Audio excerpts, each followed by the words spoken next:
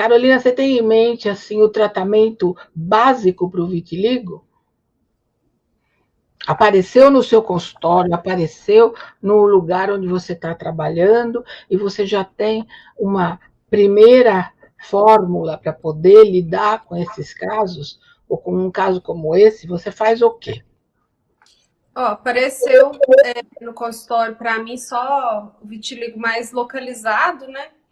E na maioria das vezes eu tratei com o inibidor da calcineurina e teve uma boa resolução, né? Um vitiligo mais extenso não surge assim, não apareceu ainda para mim, né? Mas eu teria um pouco de dificuldade ainda de tratar um vitiligo mais extenso. Isso. Então, veja, o que ela está manifestando é exatamente a preocupação do médico jovem que vai desenvolver a carreira dele, vai encontrar muitas vezes os casos de vitiligo que ele precisa enfrentar e montar um esquema terapêutico. É o seguinte, vocês acham, vou falar agora com a Bárbara, você acha que o fato da pessoa estar sem o pigmento naqueles locais em que o vitiligo aparece, então está praticamente exposta a pele ao sol, o sol vai ser mais nocivo para essa pessoa, vai criar mais problemas, ou é diferente a resposta da pessoa que tem vitiligo em relação ao sol? Por exemplo, eu sou muito clara, eu tomo sol, eu fico avermelhada e tudo. Mas se eu tiver vitiligo, o local do vitiligo vai ser mais avermelhado e vai estar mais sujeito a queimadura e mais câncer de pele? Isso aí, doutora Valéria, vai ter mais chance porque aquela pele vai estar sem o pigmento, né, que a gente é chamado de melanina. Então essa melanina tem a função de proteger, né? Isso, E com a ausência tem a perda da proteção. isso. Consequentemente, né? Esse é o senso comum, né? Mas aí eu gostaria, assim que o Celso estiver de volta, gostaria de perguntar a ele se as pessoas que tomam sol e têm vitiligo e tomam sol, por exemplo, pescador, essas pessoas que ficam expostas ao sol, se eles têm mais câncer de pele que o habitual, porque parece que não é bem assim. Então, uma pessoa clara, como eu, muito clara, que toma sol pode ter uma propensão grande para câncer de pele, dependendo da intensidade do sol. Agora, uma pessoa que tem vitiligo e faz fototerapia, por exemplo, para se tratar do vitiligo, será que ela vai ter mais câncer de pele? Essa é uma questão a ser discutida, porque parece que não funciona exatamente assim, né? Existem trabalhos que demonstram que pessoas que têm vitiligo não têm maior predisposição a câncer de pele. Carol, você aquela hora falou do melasma, né? E o melasma, você acha que ele tem jeito de ser tratado e existem melasmas diferentes? Como é que funciona isso? Porque as pessoas detestam o melasma, né? E você acha que tem alguma associação com a mistura racial?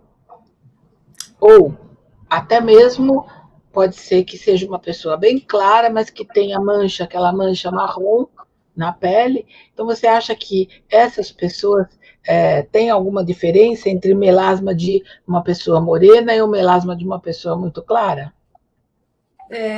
O melasma ele traz um estigma, né? A pessoa tem a sensação que o rosto está sujo, né? Então incomoda bastante o paciente essas manchas, né? O que eu percebo é que a pessoa que é morena, ela tem uma tendência maior a produzir melanina. Então, naturalmente, as manchas na pele da pessoa que é mais morena, ela é mais escura do que da pessoa clara. Mas a frequência do melasma, eu acredito que nas raças a distribuição é igual.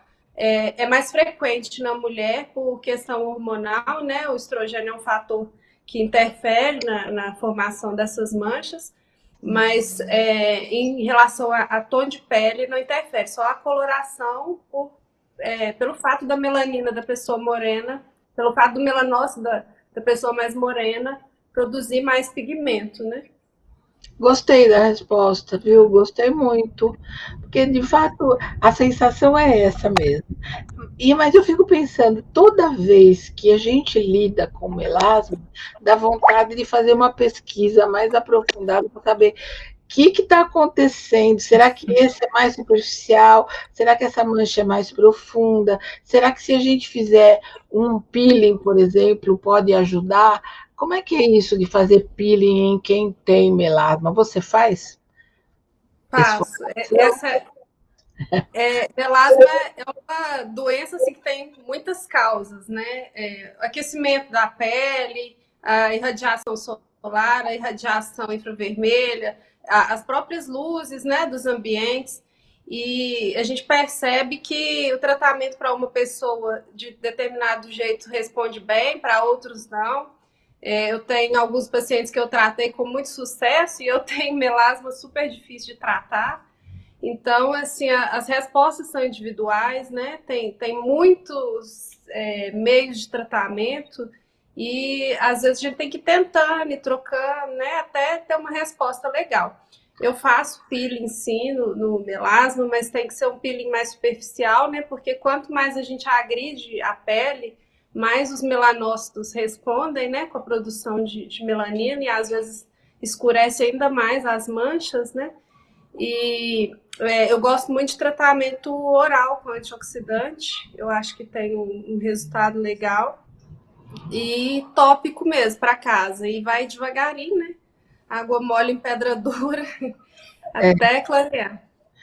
Então, veja, você concorda, Bárbara, que o tratamento do melasma tem que ser bem lento e tem que ter paciência dos dois lados, tanto de quem trata.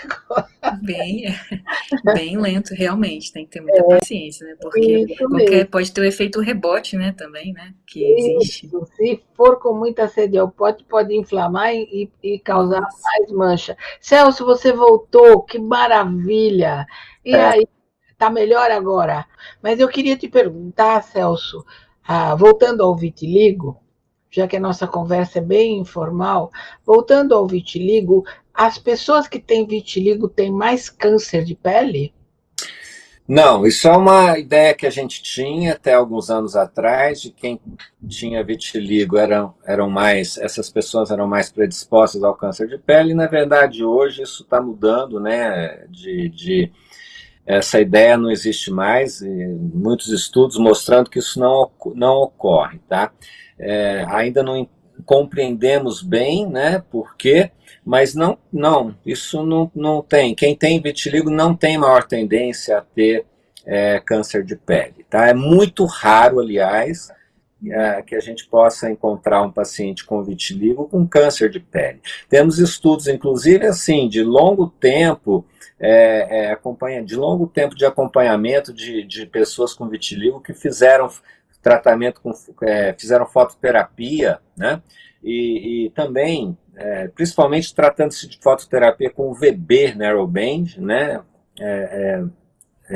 E pouca incidência de câncer de pele.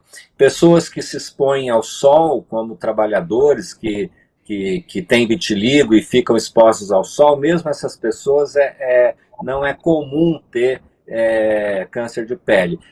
Isso é surpreendente, porque se nós formos comparar com outras doenças, né, como os albinos, por exemplo, que também têm a falta de pigmento, de melanina na pele, e eles têm muita, né, incidência de câncer de pele, né, muito precoce, às vezes muito jovens já têm câncer de pele.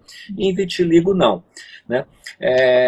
Algumas hipóteses, talvez um aumento da camada córnea nessas regiões, que proteja mais do extrato córneo nessas regiões, que proteja mais esses indivíduos, expressão de algumas proteínas que teriam, então, proteção, que dariam proteção contra esses indivíduos, contra ao câncer de pele. Tá? Então, assim, o cuidado que a gente tem com vitiligo em relação ao sol é importante, por quê? Porque é muito comum queimadura, né? Esse é o grande problema, né? E não vamos aqui também afastar totalmente que esses pacientes não possam ter câncer de pele. O que nós estamos colocando é que não é comum, não é mais comum do que na população em geral.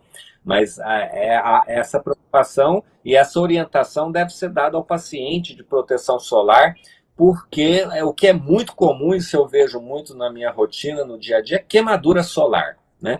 Então, esse paciente com vitiligo ele tem que ser muito bem orientado quanto à correta proteção solar para evitar, então, as queimaduras. Que interessante, né? Quer dizer, ele não pode se expor ao sol porque ele tem queimadura solar nesses locais, mas ele não desenvolve tão facilmente o câncer de pele, que é o que a gente poderia esperar. Isso é motivo para muita pesquisa mesmo, né? Isso é bem intrigante. Agora, o que eu queria te perguntar o vitiligo mais resistente é aquele que pega determinadas regiões, porque eu vi aí na fotografia anterior, na foto anterior, em que a gente viu o pescoço, os lábios, as pálpebras. Existem locais que respondem melhor ao tratamento? Bom, aí a gente pode separar entre o vitiligo que acomete uma área mais extensa, né? Vamos chamar de vitiligo generalizado, embora esse termo hoje não é muito usado, mas eu acho que para fins assim da gente entender um pouco, né, o vitiligo, eu acho ainda importante falar nesse termo. Eu acho que é um vitiligo mais difícil de ser, primeiro, controlado, segundo, tratado, do que uma forma focal da doença, tá?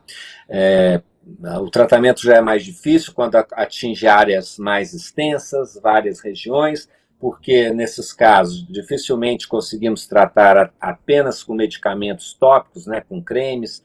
Precisamos entrar geralmente com imunossupressores de uso sistêmicos, por longo prazo, né, quando a gente fala em tratar, usar um corticosteroide sistêmico nesses pacientes, a gente já tem que pensar a longo prazo, não é a curto prazo, algumas vezes com alguns efeitos adversos. Então, o vitiligo mais generalizado, mais extenso, ele é mais difícil, sim, de ser tratado. As formas focais são mais fáceis, porque nós podemos usar os corticosteroides, podemos usar os imunomoduladores, podemos fazer uma combinação dos dois, né, que eu acho bastante interessante.